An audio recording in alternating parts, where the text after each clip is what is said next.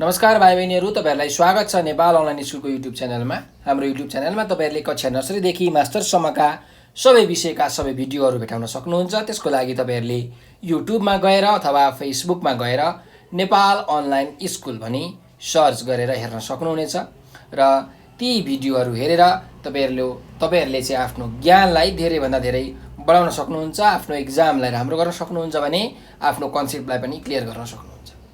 सधैँ चाहिँ म कृष्णदास हजुरहरूको अगाडि उपस्थित भइसकेको छु र आज म तपाईहरुलाई कक्षा 12 को चाहिँ नेपाली विषयको एउटा यो पाठ छ, घन घस्याको उकालो काट्दा भन्ने जुन यो निबन्ध छ अथवा जुन यो नियात्रा अथवा यात्राको वर्णन छ, यो वर्णन आज हामी पढ्न गइरहेका छौँ। र यो पढ्नुभन्दा अगाडि यसका जुन लेखक हुनुहुन्छ निबन्धकार तारानाथ शर्मा, त उहाँको बारेमा केही कुरा हामीले थाहा पाउनुपर्छ, उहाँको परिचय हामीले दिन सक्नुपर्छ। त जुन निबन्धकार हुनुहुन्छ, जुन स्रष्टा हुनुहुन्छ तारानाथ शर्मा, उहाँको जन्म चाहिँ विक्रम सम्मत 1991 असार 9 गते चाहिँ भएको हो र उहाँको उमेर चाहिँ अहिले 87 वर्ष हो है। उहाँ अहिले 87 वर्षको उमेरमा चाहिँ बाँचिरहनु भएको छ र उहाँको साहित्यिक नाम चाहिँ के हो त भन्दाखेरि ताना शर्मा हो। उहाँको वास्तविक नाम चाहिँ तारानाथ शर्मा हो भने उहाँको साहित्यिक नाम चाहिँ ताना शर्मा हो है।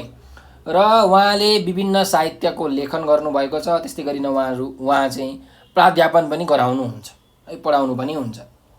त्यस्तै गरिकन उहाँले अङ्ग्रेजी साहित्यमा एमए गर्नुभएको छ, भाषा विज्ञानमा पनि पिएचडी गर्नुभएको छ तारानाथ शर्माजीले।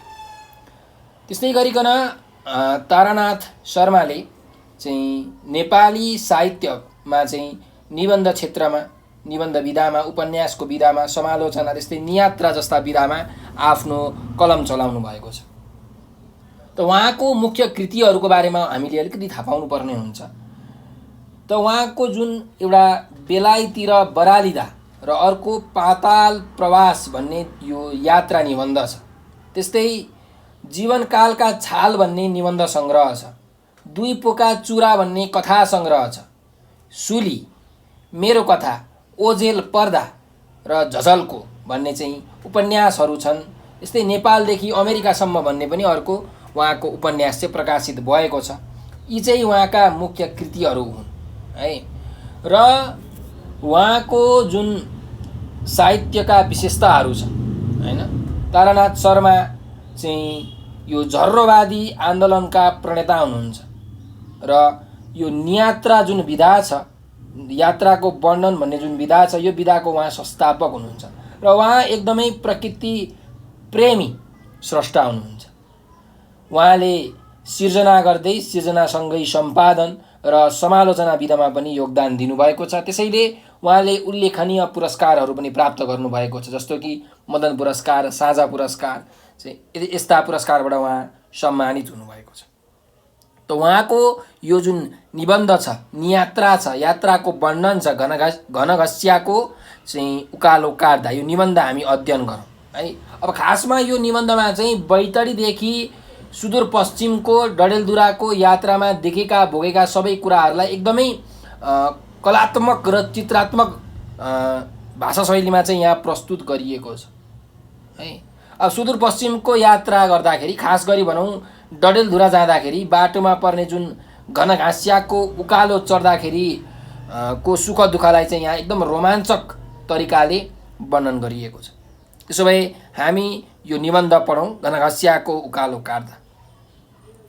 विक्रम सम्मत 2024 पुसको अन्तिम हप्तामा म महाकाली अञ्चलमा थिएँ। मेरो जन्म मेची अञ्चलमा भएको थियो। म सुदूरपूर्वको इलामे शरीर बोकेर सुदूरपश्चिमको बैतडीबाट डडेलधुरातर्फ हिँडेको थिएँ। म नेपाललाई माया गर्ने राष्ट्रवादी मान्छे हुँ र मेरो राष्ट्रको हरेक भागलाई म उत्तिकै स्नेहसित मुटुमा सङ्घाल्छु। म खप्तडमा बसन्त बिताउन चाहन्छु, तुमलिङमा हिउँ खेल्न चाहन्छु र राजपुरको कासे घारीमा झ्याउरे गाउन चाहन्छु। मलाई तिलकेनीको उकालो, घनघस्याको उकालो र चन्दनीको उकालोसित जति प्रेम छ उति नै प्रेम अघोरी गाँड, पुवा खोला र टुकुचासित छ। सतबाजको लेक होस् वा ट्याम्के डाँडो होस्, अन्तु डाँडो होस् वा चन्द्रागिरी होस्, जहाँ पनि उस्तै पाराको आफ्नोपनले मेरो मुटु डुकडुक्याउँछ। जीवनमा कति उकालो काटी होला र कति ओह्रालो झरियो होला, तर थोरै व्यक्तिले मात्र घनघस्याको उकालो चढेका होलान्। यो यस्तो उकालो हो जो कठोरतामा अद्वितीय छ। अगोरी गाँडदेखि उकालिन थालेको यो डाँडो सहरा मरुभूमिको तिर्खालाई बिर्साउँछु भने झैँ तपाईँतिर हेरेर खिस्सा हाँस्छ। संसारले अनेकौँ काँचुली फेरिसक्यो, देशका अरू भागले हजारौँ नयाँ दृश्य देखिसके, तर यो उकालो अनन्तदेखि उस्तै छ। युगहरू बिते र समयले टाप लगायो, तर घनघस्याको उकालो उत्तिकै घोसे मुन्टो लगाएको लगाइ छ। टाउकामा चिप्लो न चिप्लो बरफको केस फुलाएर आफ्नो अररो वृद्ध शरीरमा काला रुखहरूको जिङ्ग्रिङे भुत्ला ठड्याई यो घनघस्या गजधुम्ब परेर बसेको छ। यो मान्छेसित रिसाएको छ, अघोरै रिसाएको छ। अघोरी गाँड जत्तिकै रिसाएको छ अनि पोखरेली सेती जत्तिकै रिसाएको छ। सेती नदी पृथ्वीको पेटमा भासिँदै जाओस्, यो चाहिँ ठडिएको ठडियै छ। यसले कहिले त टाउको झुकला कि भनेर मैले निरीक्षण गरिरहे, तर त्यस्तो लक्षण कतै भेटिएन। उल्टो यो झन्झन दृढ हुँदै गइरहेको पो मैले पाएँ। प्रकृतिसित जुद्धो नै जीवनको रमाइलो हो भन्ने भावलाई याकुल्लाले छोपेर नै म सुदूरपश्चिमको भ्रमणमा निक्लेको थिएँ। बैतडीको शाही लेकमा अवस्थित विद्यालय भवनमा 2 रात बसेपछि डडेलधुरा जान तम्सिदा भरिया पाइएन। 9 बजे भात खाएर हिँड्न तयार भएका हामी 4 जना व्यक्ति 10:30 बजेसम्म वाल्ल परेर 2 भरियाको खोजमा यता र उता दगुर्दै नै थियो। झट्ट मलाई सहायक अञ्चलाधीशको सम्झना भयो। हामी दगुर्दै सहायक अञ्चलाधीशलाई भेट्न माथि बैतडी बजारतर्फ गयौँ। सहायक अञ्चलाधीश यमुनाराज पौडेलज्यूले तत्कालै 2 जना मानिसलाई बोलाएर 17 रुपियाँमा पाटनसम्म भारी बोक्न मिलाइदिनु भयो। 11 बजे हामी दशरथ चन्दको शालिगलाई श्रद्धाका 2 थोपा आँसु चढाएर सदबाजको लेकतर्फ उकालियौँ। बाटामा एउटा रमणीय ठाउँ भेटियो। देब्रेपट्टि पर्खालले घेरेको ढिस्कामा राम्रो मन्दिर थियो, जसको छानाको मर्मत हुँदै थियो। पर्खाल बाहिर फलामे साङ्लीको अग्लो पिङ थियो। त्यसमा मच्चिएर मैले उत्तर पश्चिमतिरका हिम चुचुरा देखेँ। 7-8 पसल थिए, जसका वरिपरि भेडाका बथान नुन र चामलका बोरा बोकेर उग्राइरहेका थिए। ठाउँ ठाउँमा बारी थिए, वन थिए र चरणहरू थिए। गाई चराउँदै गोठाला गोठाल्नी बिरह लाग्दा गीत कुर्लिरहेका भेटिन्थे। आउने जाने मान्छेका समूह पनि प्रशस्तै देखिन्थे। धेरै माथि पुगेपछि हिउँले ढाकेको पाखो देखियो। नेपाल हिमाली मुलुक हो, तापनि धेरै जसो नेपालीले हिउँ कुल्च नपाएका हुँदैनन्। मैले 2001 सालको विशाल हिउँ वर्षा हुँदा फिक्कलमा हिउँमा खेल्न बाहेक र दार्जिलिङमा 1-2 पटक हिउँ फुसफुसाएको देखे बाहेक हिउँको राम्रो परिचय बेलायतमा मात्र पाएको थिएँ। बेलायती हिउँभन्दा सदबाजका लेकको हिउँ बेग्लै थियो। यो हिउँ मेरो थियो, मेरो मुटुको थियो र हिमाली हार्दिकता बोकेको र चम्किलो थियो। मेरा साथी प्रेमबहादुर प्रधान र म यस हिउँमा निकै बेरसम्म खेल्यौँ। कहिले चिप्ली खेल्दै, कहिले हिउँका डल्लाले एक अर्कालाई हिर्काउँदै र कहिले हिउँका रमाइला थुप्रामा आकृति बनाउँदै र लेख्दै हामीले सदबाजमा समयलाई जिस्क्यायौँ। डाँडामा पुगेर पूर्वतर्फ दृष्टिपात गरेपछि पो हामीलाई थाहा भयो हामीले सदबाजलाई छोडेर धेरै टाढा जानु रहेछ। जीवन एउटा नटुङ्गिदो यात्रा रहेछ। जतिसुकै प्यारो लागे पनि सदबाज जस्ता रमणीय स्थानलाई छाड्नु पर्दो रहेछ। ओह्रालो झरेर तेर्सो बाटो हामी हिँडिरह्यौँ। सल्लै सल्लाको घारीको मध्य भागबाट हिँडेपछि एउटा चौतारो आइपुग्यो। झमक्क साँझ परिसकेकाले तल जङ्गल मुनिको टार अलिअलि मात्रै देखिन्थ्यो। पहाडबाट झर्दा मधेस पुग्ने बेलाको झैँ दृश्य थियो त्यो। बास नपाइएला भनेर भरियाहरू र दुखी साथीलाई त्यहीँ छाडी प्रधान र म ओह्रालो दगिर्यौँ बासको व्यवस्था गर्न। फेदीमा जङ्गल सकिएपछि रमाइलो विशाल चौर आइपुग्यो। त्यसै चौरलाई पाटन भन्दा रहेछ। फट्याक फुटुक घरहरू देखा परे। बाटामा घरेलु विभागका एक कर्मचारीसँग भेट भयो। कास्कीतिरका ती व्यक्तिले अरूतिर बस्ने ठाउँ पाइँदैन भनेर आफ्नै डेरातिर लगे। डेरामा काठमाडौँ घर भएका दारी नै दारीले डाकिएका स्वास्थ्य केन्द्रका कर्मचारी पनि रहेछन्। ती दुई दयालु सज्जनका पाहुना भएर हामी उनीहरूकै दाल भात खाई त्यस रात राम्ररी सुत्यौँ। भोलिपल्ट ती भरियाहरू डडेलधुरा जान मानेनन्। सहायक अञ्चलाधीशले पाटनका प्रधान पञ्चलाई भरिया बन्दोबस्त गर्न लगाउनु होला भनेकाले खोज्दा खोज्दै 11:30 बजेतिर मात्र प्रधान पञ्चसित भेट भयो। उनले 2 जना भरिया खोजिदिए, तर त्यतिन्जेलमा दिउँसोको 12 बजिसकेको थियो। घरेलु विभागका कर्मचारीले भोलि मात्रै जानुहोस्, आज मरे पनि डडेलधुरा पुगिँदैन भनेर जिद्दी गरे पनि हामी 12 बजे पाटनबाट हिँड्यौँ। ठिक 2 बज्दा त्यस दिन हामी तेर्सो हिँडेर अगोरी गाँड पुगिसकेका थियौँ। अगोरी गाँडमाथि अग्लो पारेर तेर्साएको फलेकको साँघु तरेर हामी टोपी खस्ने उकालमा पाइला राख्यौँ। डरलाग्दो जङ्गलले घेरिएको ढुङ्गेनी बाटाले मुटु ढक्क फुल्यो। यही थियो घनघस्याको विकट उकालो। मेरो शरीर अलिक मोटो भएकाले उकालो देख्ने बित्तिकै सातो पुत्लो उठ्छ। तेर्सो र ओह्रालो बाटामा म निकै छिटो हिँड्न सक्छु, तर उकालो भने मेरा लागि जेमरा जत्तिकै भयावह हुन्छ। म विवश थिएँ। मैले घनघस्या नकाटी भएको थिएन। पाटनका श्रद्धेय व्यक्तिहरूले दिएका 2 लाक्रा उखु पहिले टेक्दै र पछि चपाउँदै हामी एकहोरो उकालिरह्यौँ। जोगबनीदेखि धरानसम्मको अलकत्रे बाटालाई धिक्कार्दै र भातगाउँदेखि 12 विषयसम्मको फराकिलो कालो बाटालाई सराप्दै हामी ठस ठस कनिरह्यौँ। सिंहदरबार अगाडिको चिप्लो बाटो त्यहाँ थिएन। न त्यहाँ भैरवबाट बुटवल जाँदा जस्तो तेर्सो सोझो बाटो नै थियो। त्यहाँ त चुच्चे ढुङ्गाहरू पहरामा तेर्सिएका थिए, काला रुखका छायामा कचपल्टिएर। पसिनाले नित्रुक्क भिजेर हामी 6 जना अभागी आकाशतर्फ उचालिरह्यौँ।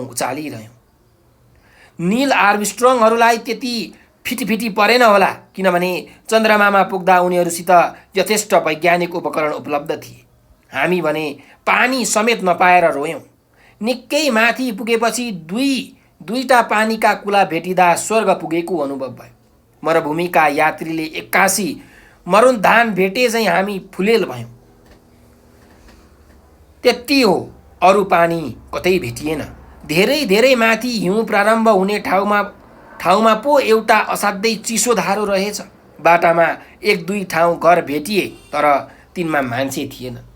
धुरामा पुग्ने बेला 3 माइल जति बाटो जमिसकेको हिउँले ढाकेको थियो। चिसो धारामा पानी खाएपछि 2 भरिया लागे हिउँ नै हिउँको पहरातिर। म पनि तिनको पछि लागे। चिप्ला हिउँका ढुङ्गा खाली खुट्टाले टेक्दै रामसिंह भरिया र उसको भतिजो उकालिए। म तिनको सहनशीलता देखेर मक्क पर्दै ठाउँमा चिप्लेर लड्दै तिनीहरूसित धुरातर्फ चढे। रामसिंह, उसको भतिजो र म टुप्पामा पुग्दा 5 बजिसकेको थियो। अरू साथीहरूको पत्तो थिएन। पूर्वपट्टि डडेलधुरा कुइरामा कता हो कता चन्द्रमा जस्तै टाढा भएर बिलाएको थियो। उँधोतिर कहाली लाग्दो कालो जङ्गल थियो, जसलाई छिचोलेर एउटा खोलो तरेर एउटा उकालो चढेपछि मात्र डडेलधुरा पुग्न सकिन्थ्यो। डरलाग्दा चितुवा र भालु लाग्ने पट्टेर जङ्गललाई सेतै ढाकेको हिउँमा खाली खुट्टाका औँलाले मान्छेको आकृति कोरेर रामसिंहले भन्यो, आज डडेलधुरा पुग्न सकिँदैन। पोखरातिर राति 12 बजेतिर सम्ममा पुगिएला। पोखरा पनि पुगिँदैन। तल कतै रित्तो गोठ पाइएछ भने त्यहाँ रात काट्नुपर्छ। भतिजो चाहिँले हिउँका डल्लाले छेउैको रुखलाई हिर्काउँदै भन्यो। म चाहिँ साथीहरू हिउँमा हराए कि भनेर विचलित भएर कराएँ, प्रेमबहादुर भाइ। प्रत्युत्तरमा हावा मात्र सुइएर गर्यो। जाउँ त कसरी जाउँ, बसु त जाडाले सिद्ध्याइसक्यो भन्दै मैले हिउँको ढिस्को थुपारेँ। बल्ल 5:30 तिर साथीहरूले जवाफ दिए तल भिरतिरबाट, हामीले बाटो हरायौँ। हाम्रो आवाजलाई पछ्याउँदै साथीहरू डाँडामा निस्किसकेपछि मैले भने, आज डडेलधुरा त कुनै अवस्थामा पनि पुग्न सकिँदैन रे। रामसिंह पोखरासम्म पुगिहालिन्छ कि भन्छ भने उसको भतिजो चाहिँ तल गोठतिर अलपत्रै सुत्ने कुरो गर्छ। त्यसैले छिटो हिँड्न नसक्ने साथी चाहिँ 2 जना भरियासित बिस्तारै आउनुहोस्। हामी 3 जना चाहिँ दगुर्दै पोखरा जान्छौँ अनि बाँसगाँसको व्यवस्था मिलाउँछौँ। जस्तै अवस्थामा पनि र जति रात परे पनि तपाईँहरू अवश्य आइपुग्नुहोला। मेरो योजना सबैलाई मन परेकाले प्रेमबहादुर प्रधान, 1 जना साथी र म ओह्रालो कुद्यौँ। लड्दै पछारिँदै धेरै हिँडेपछि बाटो तेर्सियो र फेरि उकालियो। अनेकौँ ओह्राला र उकाला बाटा हिँड्दा हिँड्दै अँध्यारोले झ्याप्पै छोप्यो। चोर, डाका, भूत प्रेत र जङ्गली जनावरका आक्रमणको आशंकाले ढक्क भएको छातीलाई 2 हातले थिचेर हामी 3 जना एक प्राण र एक मुटु भएर दगुरिरह्यौँ। हामी यति पछार्यौँ भनेर साध्य छैन, हामीलाई यति तिर्खा लाग्यो भनेर साध्य छैन। भोग, डर र बाटो बिरियो होला भन्ने आशंकाले थुरथुर हुँदै 10 बजे रातितिर एउटा डाँडा माथिको गाउँमा हामी पस्यौँ। निकै घरमा बोलाएपछि एउटाबाट थाहा पाइयो बाटो बिरिएको रहेनछ। अनेकौँ घरमा प्रयत्न गरेपछि एउटा छाप्रीकी खड्गिनी मकै भुट्न तयार भइन्। लोग्ने परदेश लागेको रहेछ। तल्लो तलामा गाई बाख्रा थिए र माथलामा ससाना भट्याङ भुटुङ छोराछोरी यत्रतत्र पछारिरहेका थिए। दियालोको छेसको बत्ती जस्तै बालेर ती आइमाईले अगेनामा बिट नभएको ताप्के जस्तो भाडामा कुचाले चलाएर 3 खान मकै भुटिदिए। पैसा पहिले दिनपछि मात्रै उनले मकै हाम्रा रुमालमा हालिदिन्। प्रशस्त पानी लोटबाट खाएर त्यो अमृत जस्तै मकै खाँदै हामी पोखरातिर लाग्यौँ। खड्गिनीले भनेकी थिए, बाटामी गाड पडन्छ, बाटामी गाड पडन्छ। साँच्चै नै बाटामा एउटा खोलो रहेछ। त्यहाँ मन ढक्क फुल्यो। खोलो वास्तवमा मसान घाट हो, किनभने मरेका मानिसलाई खोलाकै किनारमा जलाउँछन्। त्यसै हुनाले खोलो भन्ने बित्तिकै दिउँसै पनि मेरो सातो पुत्लो उड्छ भने रातिको त कुरै भएन। त्यहाँबाट केही उकालो लागेपछि नै रमाइलो डाँडो टुप्लुक्क देखा पर्यो, जसमा बाटामा दुवैतिर 15-16 ढुङ्गाले छाएका घर थिए। घर सबै बन्द थिए। 1-2 घरका बाहिरपट्टि सिकुवामा मान्छे सुतिरहेका थिए। मैले सोधेँ, पोखरा कता पर्छ? यही हो, एउटाले ओड्ने भित्रेबाट भन्यो। दोकान सबै थुनिएका छन् नि, यहाँ कतै पनि बास पाइँदैन कि क्या हो? प्रेमबहादुर प्रधानले सोध्नुभयो। दोकानमा राति कोही बस्दैनन्। दिउँसो बेचबिखन गरेर बेलुका ती गाउँतिर आफ्नो घरमा सुत्न जान्छन्। बरु अलिक परतिर जानुहोस्, एउटा पसले त्यहीँ सुत्छ, त्यहीँ बास पाइन सक्छ। त्यस मान्छेले ओड्ने झिकेर हामीलाई राम्ररी निहाल्दै भन्यो। हामी अघि बढ्यौँ। साँच्चै नै एउटा घरभित्र लालटिन बलिरहेको हामीले देख्यौँ। ढोका निकै गजगज्याएपछि एउटा बुढाले ढोका उगारी लालटिन उचालेर हामीलाई हेर्दै सोध्यो, राति हुँदो के चाहियो? मैले घडी हेरेँ, रातिको 12 बजेको रहेछ।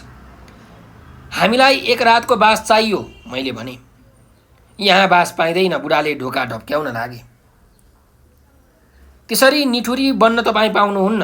हेर्नुहोस्, हामी टाढा पूर्वबाट आएका, बास नदिए पनि केही खानेकुरा भइदिनुहोस्, हामी किनेर खान्छौँ, प्रधानले भन्नुभयो। बुढासित खानेकुरो केही रहेनछ। चिउरा, मकै, चामल, आलु केही रहेनछ। ससाना सुन्तलाहरूले भरिएको एउटा डालो रहेछ।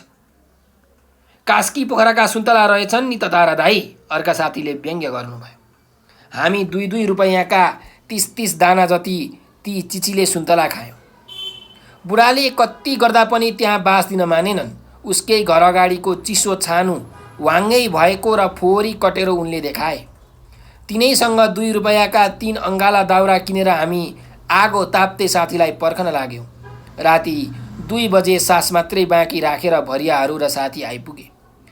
रामसिंह र उनको भतिजो आगोको छेउमा पातलो तन्ना ओछ्याएर र हामी 4 भाइ आफ्ना सुत्ने थैलाभित्र पसी चिसो न चिसो ढुङ्गाको सिरानी लगाएर भोलि रमाइलो डडेलधुरा पुग्ने स्वादिलो कल्पना गर्दै 2:30 बजेतिर कच पल्टिलो निन्द्रा सुत्यौँ भनेर यो निबन्ध सकिएको छ।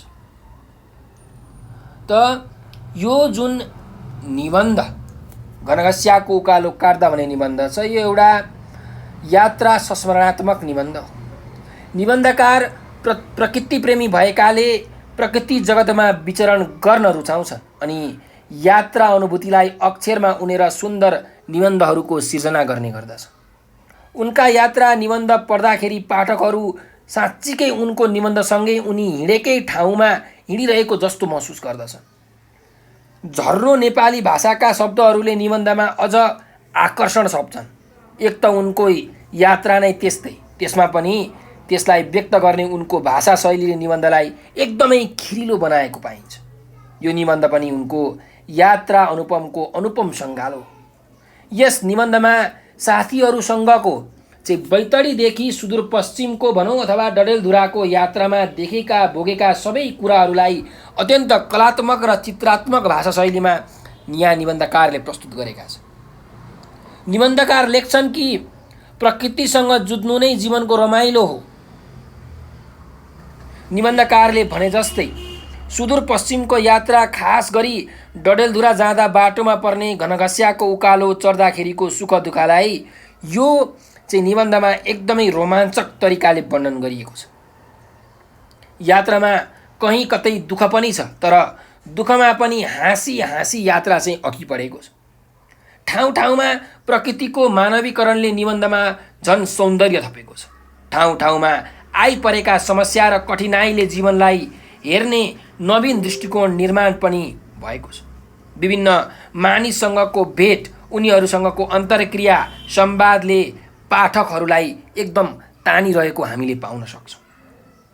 यात्रामा पानीसम्म नपाएर रुनु परेको निकै माथि पुगेपछि दुईटा पानीका कुला भेटिँदा स्वर्ग नै पुगेको अनुभव भएको पाइन्छ।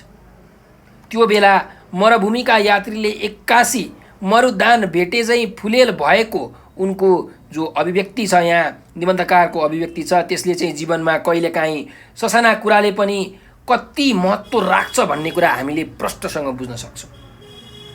भोकाएको बेला पैसा दिएर पनि केही खान नपाएको, 2-4 जना सुन्तलाको भरमा रात काट्नु परेको, एउटी महिलाले चाहिँ पहिला पैसा दिएपछि मात्र भुटेको मकै रुमालमा राखिदिएको, एकजना पुरुष मान्छेले राति बास माग्दा घरमा मिल्दैन भनेर एउटा फोहोर कटेरो देखाइदिएको र रातभर त्यही कटेरोमा आगो बालेर रात काट्नु परेको जस्तो कुराहरूले चाहिँ समग्रमा निबन्धकारको सुदूरपश्चिम यात्रा मात्र नभएर समग्र मान्छेको जीवन यात्रालाई प्रतिबिम्बित गर्दछ।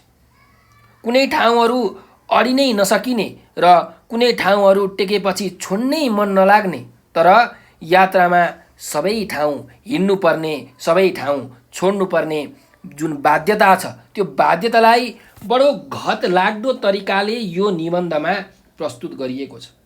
निष्कर्षमा भन्नुपर्ने हो भने चाहिँ यो सुदूरपश्चिम यात्राको क्रममा अनुभव गरेका कुरा चाहिँ यो निबन्धमा कथ्य रूपमा आएको छ र तिनै अनुभव, सुदूरपश्चिमको जनजीवन र त्यहाँको भूगोलको विषमतालाई दर्शाउनु नै यस निबन्धको मुख्य उद्देश्य रहेको छ। त भाइ बहिनीहरू अथवा विद्यार्थीहरू, तपाईँहरूलाई यो निबन्ध कस्तो लाग्यो कमेन्टमा प्रतिक्रिया दिन भने नबिर्सनुहोला। यसका जुन अरू अभ्यासहरू छन्, शब्द भण्डारको अभ्यास, बोध र व्यक्तिका चाहिँ अभ्यासहरू हामी अर्को भिडियोमा लिएर आउने नै छौँ। तपाईँहरूले यदि केही कुरा बुझ्नु भएको छैन, जान्नु भएको छैन, तपाईँहरूलाई केही कुरा चाहिँ चाहिएको छ, समस्या परेको छ भने सदैव एउटा नम्बर याद राख्नुहोस्, 9845955895 9849595895 हो। यो नम्बरको व्हाट्सएप, भाइबर र टेलिग्राममा तपाईँहरूले हामीलाई म्यासेज गरेर आफ्नो समस्या व्यक्त गर्न सक्नुहुन्छ। हामीले तपाईँहरूकै लागि भनेर चाहिँ 30,000 भन्दा बेसी भिडियो बनाएर युट्युब, फेसबुक, भाइबर चाहिँ टिकटकमा हालिसकेका छौँ। हामीले तपाईँहरूकै लागि भनेर ओल्ड क्वेसन सोल्युसनको भिडियोहरू, मोडल क्वेसन सेटहरूको सोल्युसनको भिडियोहरू, साथसाथै तपाईँहरूको कन्सेप्टलाई क्लियर गर्न कन्सेप्ट बेस्ड क्वेसनका सोल्युसनको भिडियोहरू, च्याप्टर वाइज क्वेसनका सोल्युसनको भिडियोहरू बनाएर हालेका छौँ। ती भिडियोहरू तपाईँहरूले हेर्नुहोला र त्यो भिडियो हेर्नको लागि तपाईँहरूले युट्युबमा गएर नेपाल अनलाइन स्कुल लेखेर सर्च गर्नुहोला र हाम्रो युट्युब च्यानललाई पनि सब्सक्राइब गर्न चाहिँ नबिर्सनुहोला। त्यस्तै तपाईँहरूले भाइबरमा, फेसबुकमा, टिकटकमा गएर नेपाल अनलाइन स्कुल लेखेर सर्च गर्नुहोस् र हामीलाई फलो गर्नुहोस्, किनभने हामीले समय समयमा विभिन्न भिडियोहरू, नयाँ नयाँ कन्टेन्टहरू, नयाँ नयाँ सब्जेक्ट्सहरू पढाएर हालिरहेका हुन्छौँ। ती भिडियोहरू हामीले कति बेला हाल्छौँ त हैन। त्यो तपाईँहरूलाई थाहा हुँदैन।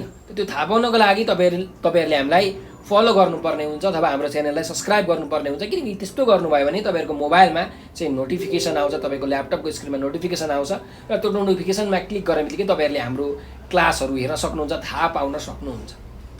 र हाम्रो साथ र सहयोग चाहिँ कहिले पनि नछोड्नु होला। हाम्रो भिडियोलाई लाइक र सेयर गर्न नबिर्सनु होला भन्दै म आज बिदा लिन चाहन्छु। हाम्रो भेट छिट्टै नै हुनेछ। हजुरहरूले यो भिडियो अन्त्यसम्म हेरिदिनु भयो, त्यसको लागि हजुरहरूलाई हृदयबाट धेरै धेरै धन्यवाद छ।